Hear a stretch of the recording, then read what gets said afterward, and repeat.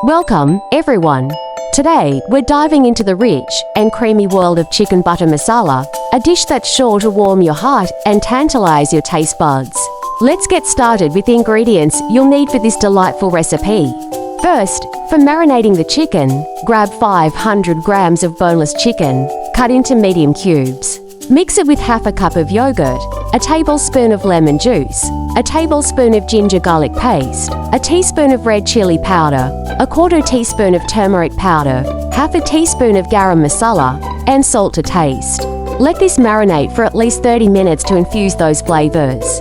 Now, for the gravy, melt 3 tablespoons of butter with a tablespoon of oil in a pan.